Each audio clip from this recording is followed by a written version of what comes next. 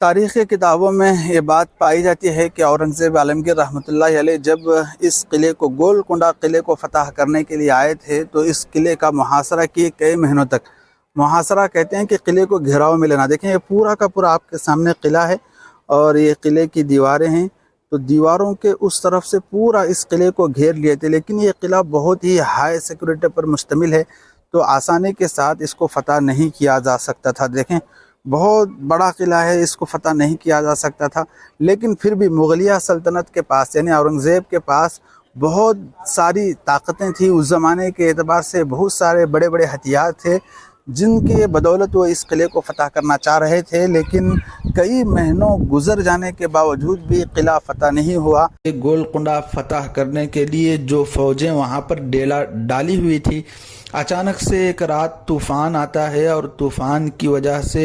فوج کے سارے ڈیرے اور سارے کے سارے خیمے اڑ کر چلے جاتے ہیں اور فوج پوری کی پوری تہس نہس ہو جاتی ہے۔ فوج کا بہت بڑا نقصان ہوتا ہے۔ حضرت اورنگزیب عالمگیر رحمۃ اللہ علیہ فوج کا جائزہ لینے کے لیے جب خیمے کی جگہوں میں آتے ہیں تو ایک چیز دیکھ کر بہت تعجب میں پڑتے ہیں، اور وہ چیز یہ تھی کہ پوری کی پوری خیمے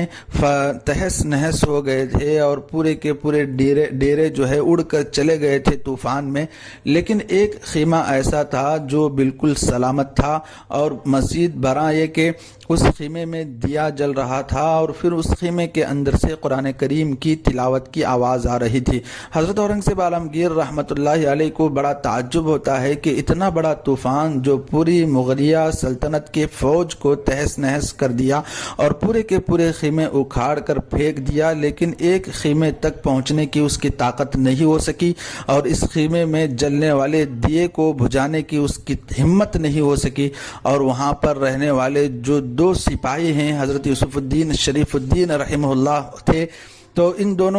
دونوں کو نہ تو طوفان کی خبر ہوئی اور نہ طوفان کو اس کی مجال ہوئی کہ وہ ان کی تلاوت میں خلل پیدا کر سکے۔ تو بہرحال حضرت اورنگزیب عالمگیر رحمۃ اللہ علیہ اس خیمے کے قریب میں جاتے ہیں اور دونوں بزرگ ہستیوں سے بات چیت کرتے ہیں اور گزارش کرتے ہیں کہ آپ جیسے بزرگ ہستیاں ہمارے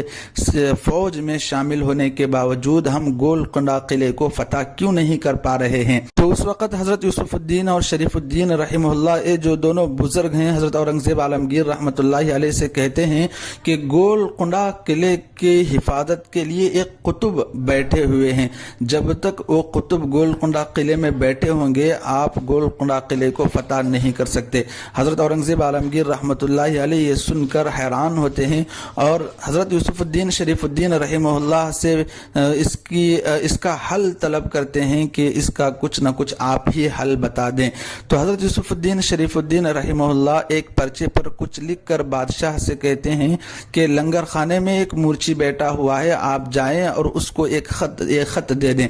بادشاہ لنگر خانے جاتے ہیں اور اس موچی کو وہ خط دیتے ہیں تو موچی غصے میں آ کر خط واپس کر دیتے ہیں۔ بادشاہ اس خط کو لے کر دونوں بزرگ یعنی حضرت یوسف الدین شریف الدین رحمہ اللہ کے پاس آتے ہیں اور خط واپس دیتے ہیں۔ تو پھر حضرت یوسف الدین اور شریف الدین رحمہ اللہ کہتے ہیں کہ قلعے کو فتح کرنا بہت مشکل ہے، کیونکہ وہاں پر جو موچی بیٹھے ہوئے ہیں وہ قطب ہیں اور وہ اس قلعے کی حفاظت کے لیے بیٹھے ہوئے ہیں۔ تو حضرت بادشاہ سلامت پھر سے حضرت یوسف الدین اور شریف الدین رحمہ اللہ سے گزارش کرتے ہیں کہ آپ ہی کچھ کریں۔ تو حضرت یوسف الدین شریف الدین رحمہ اللہ اشاروں کی زبان میں ایک خط لکھتے ہیں اور کہتے ہیں کہ دوبارہ موچی کے پاس جائیں، شاید وہ بات مان جائیں۔ بادشاہ اس خط کو لے کر قلعے میں بیٹھے ہوئے موچی کے پاس جاتے ہیں، لنگر خانے میں بیٹھے ہوئے موچی کے پاس جاتے ہیں اور وہ خط دیتے ہیں تو موچی وہاں سے یہ کہہ کر اڑتے ہیں کہ حفاظت ختم، یعنی میں اب تک جو حفاظت کرتے ہوئے بیٹھا تھا اب میں حفاظت کی ذمہ داری سے ہٹا لیتا ہوں، یہ کہہ کر وہاں پر بیٹھے ہوئے موچی اٹھ کر چلے جاتے ہیں۔ اس واقعے کے بعد یعنی موچی وہاں سے اٹھ کر چلے جانے کے بعد اگلے دن حضرت औरंगज़ेब आलमगीर रहमतुल्लाहि अलैह की फ़ौज किले को फ़तह कर लेती है। तो किला फ़तह होने के बाद हज़रत यूसुफ़ुद्दीन शरीफ़ुद्दीन रहमहुल्लाह की करामत ज़ाहिर होती है और सब लोगों को पता चलता है कि हज़रत औरंगज़ेब आलमगीर रहमतुल्लाहि अलैह ने गोलकुंडा किले को जो फ़तह किया वो हज़रत यूसुफ़ुद्दीन और शरीफ़ुद्दीन रहमहुल्लाह की दुआओं की बरकत से किया था। और फतह में जो रुकावट पेश आ रही थी, यहाँ पर समझने की बात यह है कि इस पूरे किले को फतह करने में जो रुकावट पेश आ रही थी वो न तो यहाँ पर रहने वाला जो माइक सिस्टम है 500 साल पुराना, न तो वो माइक सिस्टम था और न ही यहाँ पर बनने वाले हथियार थे और न ही यहाँ पर रहने वाली फ़ौजें थीं, बल्कि इस किले की फतह में जो रुकावट आ रही थी वो इस किले में रहने वाला एक मोची था जो कि दर हकीकत कुतुब था और उसकी दुआओं की बरकत से कोई इस किले को फ़तह नहीं कर पा रहा था।